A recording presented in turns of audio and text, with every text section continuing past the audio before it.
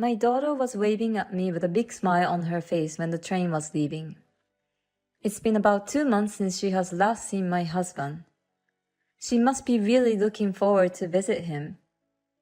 I sent a message to my husband just as my daughter got on the train. And then, I guess about 4 hours after I got home, my daughter called me. I had told her to call me when she arrived. I assumed it was that report. Hello, Sarah. Did you make it to San Francisco and meet up with your father? When I asked her that, she said something I didn't expect in an unhappy voice. Mom, come and pick me up, please. What? Is something wrong? I didn't get to meet Dad. What do you mean? I don't know, but I haven't heard from him. And when I went to his house, some strange woman turned me away. What? My name is Lily. I have a family of 3 with my husband, Robert, and our 11-year-old daughter, Sarah. I conceived my husband's child while I was still in college, so I'm 32 years old now. After the baby was born, I managed to finish college with the support of my parents. Since then, I have been a housewife. Because of the unexpected pregnancy and premature marriage, there was a confusion and concern from those around us, and we had a hard time. My husband told me that he had always planned to marry me, and that it was just a matter of time before we got married. After graduating from college, my husband got a job at a well-known company. It was a good starting salary, and we could live in a company housing. So we didn't have to struggle financially and lived happily together.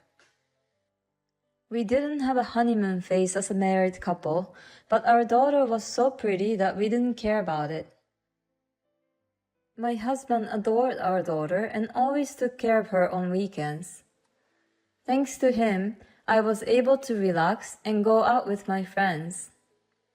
I didn't have to put up with getting dressed up or anything like that. I had no complaints about this life. The days passed by in the blink of an eye, and my daughter went on to elementary school. By that time, my husband had been working for the same company for about 7 years and had been promoted. He had more responsibility and came home later and later. But on weekends, we went on family road trips and made many memories. We spent many happy days like this. I thought that these happy times would continue for a long time. But one day, while I was leading such a life, the company decided on my husband's transfer. No matter how much we say he has a family, our daughter is already 11 years old. Until now, he had refused to move on his own due to a transfer because my daughter was still very young. But that could no longer be a reason. Moreover, it seems to be a very important job for him this time. I was told that his career depended on it. The company my husband works for is a big company, so there are plenty of replacements for him. In order for my husband to be promoted further in the future, this relocation is unavoidable. My daughter will be going on to junior high school and high school. Of course, I want her to go to college, and the tuition and other expenses will come with that. So I had to admit his transfer this time. And I hope that it would help him get ahead in his career. I was told that the assignment would be for about 6 months. Well, 6 months is all right, I thought. However, my daughter loved my husband very much, so she was a little worried about being away from her father. My husband told her he would call her every day, and he reassured her that he would try not to make her feel lonely and that she could meet up with him on the weekends and go out with him. This is a husband who cares about his family. Even if he moves out on his own, he will make time for our daughter. She said, "Okay. I'll be sad that I won't be able to see Daddy as much as I'd like, but I'll put up with it. My daughter and I saw him off with smiles on our faces. After about 3 days, my husband called me on video phone and spent a lot of time talking with my daughter. He called before my daughter even missed him. I laughed and wondered which one of them was the child. But it's so heartwarming to see my husband and daughter talking on the phone. I really felt that my husband and my daughter are getting along well with each other. On the first weekend, he was too busy to go out. But the next week, my husband made time and came home on a Friday. I'm so grateful to my husband for making time for our family in the middle of his hard work. My daughter was very happy to have dinner with her father for the first time in a long time. However, about 2 months after my husband's new life started, his behavior began to change. He used to call his daughter once every 3 days for a video phone call. But the frequency of these calls became less and less, and he stopped calling altogether. Of course, I knew that he's busy with his work. And he lives alone and has to do all the house chores. I'm sure that once he gets used to the new workplace, he'll have more chances to go out for drinks with his colleagues too. I shouldn't put too much pressure on him by urging him to get in touch with us.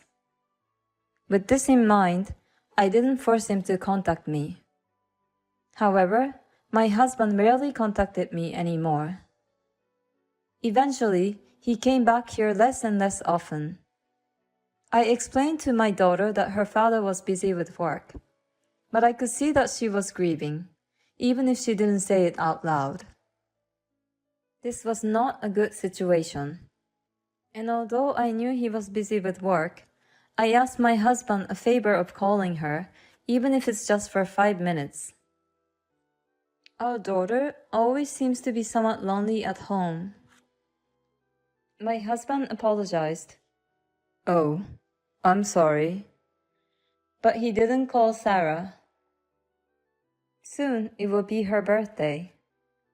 It's this coming Saturday. Maybe he will come home to surprise us. That's what I was hoping for. She also said, maybe Daddy will come home? But on the day of her birthday, my husband didn't come home. And he didn't even call her to wish her happy birthday. This time, my daughter was very disappointed. I was so mad that I called my husband several times and left messages. Lately, when I call him, he doesn't pick up right away. And he never returns my calls, so I called him several times this time. After about the 5th call, my husband finally picked up the phone. What's wrong? You've been calling me a lot, haven't you? What are you doing? What? It was Sarah's birthday today. It's Saturday and you don't come home. You didn't even call to wish her happy birthday. Oh, I'm sorry. I'm really sorry about that. Sarah hadn't seen her dad in a long time. She was expecting to see you for the first time in a long time for her birthday. Tell her I'm really sorry and that I wish her a happy birthday. No matter what I said, he just apologized. I gave up and hung up the phone. As I hung up the phone, my anger flared up again. Please think about your daughter and take better care of her. You may be busy, but I still think you are too disrespectful. I sent him a message saying that. But all I got from my husband was, I understand. I'm sorry. After that, there was no improvement. Then another month passed and my daughter went on summer vacation. A little while ago, she told me that if her father couldn't come, she would go and meet him. She has been saying this every day since the summer vacation started. I decided to take this opportunity and let her go to my husband's house alone. She wanted to experience something new, and she was very enthusiastic about it. We live in Los Angeles, and my husband currently lives in San Francisco. She can get there by just getting on the train. I will drive her to the station. I called my husband to pick her up at the other station. My husband agreed to the plan. Now my daughter can finally see her father for the first time in a long time. On Saturday, I saw her off and went home. She waved at me with a big smile on her face as the train was leaving.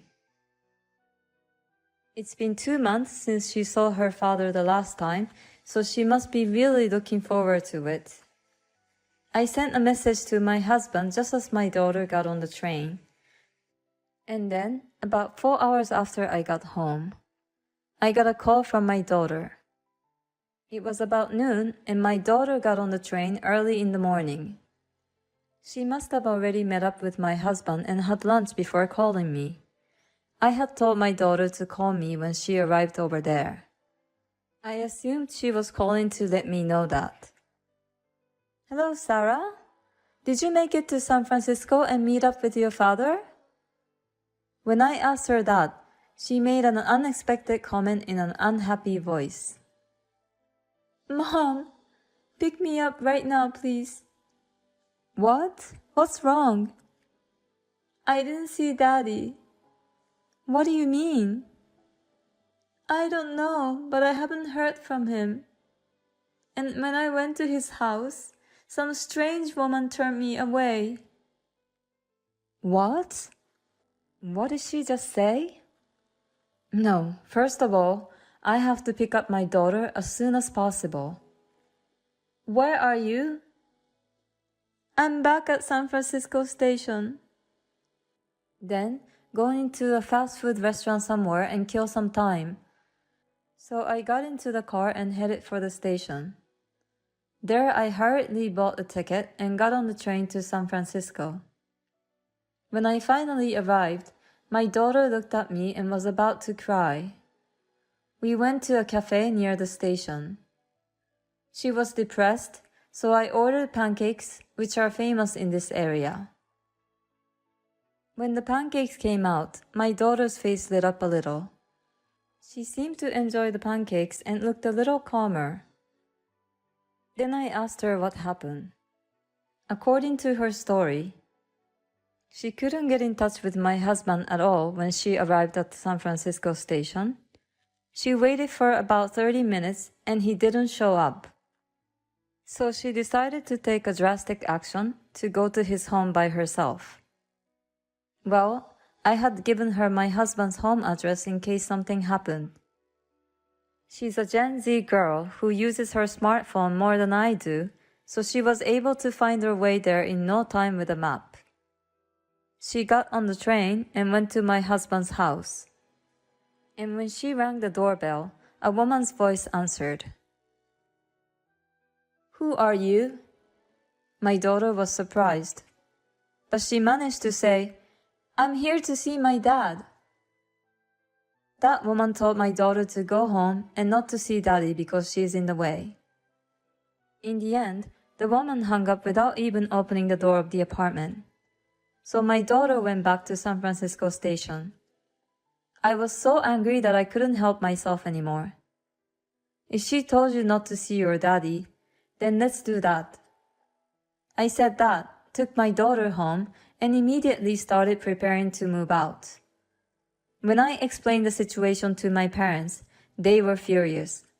They said they would do whatever they could do to help. For the time being, my parents let us temporarily live with them until I found a job. My husband called me and said, I didn't see Sarah at the station. Did something happen? I guess his adulterous woman didn't tell my husband that she turned his daughter away. No, because there was no word from my husband on my daughter's phone when I went to pick her up. I doubt my husband even went to the station. I was dumbfounded and decided to let it slide anyway. Sarah got sick on the way there and had to turn around.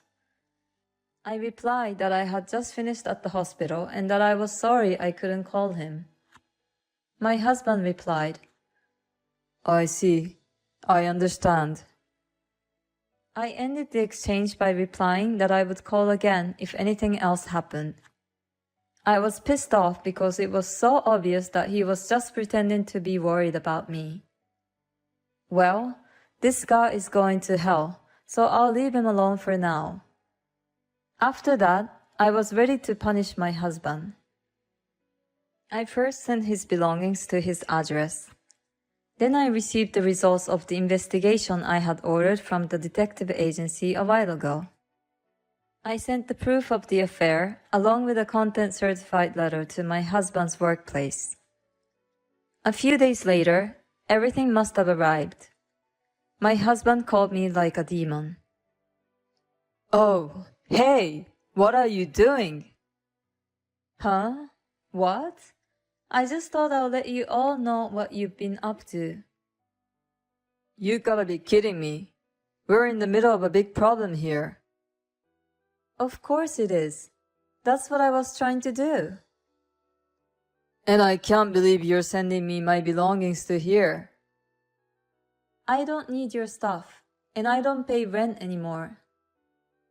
What? Sarah and I moved out of that apartment. Oh, you left that rental apartment? When did you leave? About a month ago. What? Then no one lived there for a month, and we still had to pay the rent. Well, that's true, but it's in your name, so it's none of my business. No. You're about to be 2 months behind on your rent, and you're about to get evicted. Is that why I've been getting calls from an unknown number lately? I mean, we'll be in trouble if we lose that apartment. Why don't you just continue to live in San Francisco? You sent a content-certified letter to the company. I'm in big trouble because they found out about my affair. They're going to call a replacement from headquarters right now and move me back to Los Angeles. So if you send me all this stuff, it would be hard for me to go back to Los Angeles. And it's even worse that I don't have a home there. I almost laughed because the plan worked better than I thought it would. But then I calmed my happy mood and said, You've hurt Sarah and me so much that you're going to have to pay the price. And it's not over yet. I'm going to demand a divorce, and I'm going to demand alimony and child support. Oh, no. Let's just go through the lawyers and get this over with. I said that and hung up the phone. After that, I hired a lawyer and everything proceeded as I had declared.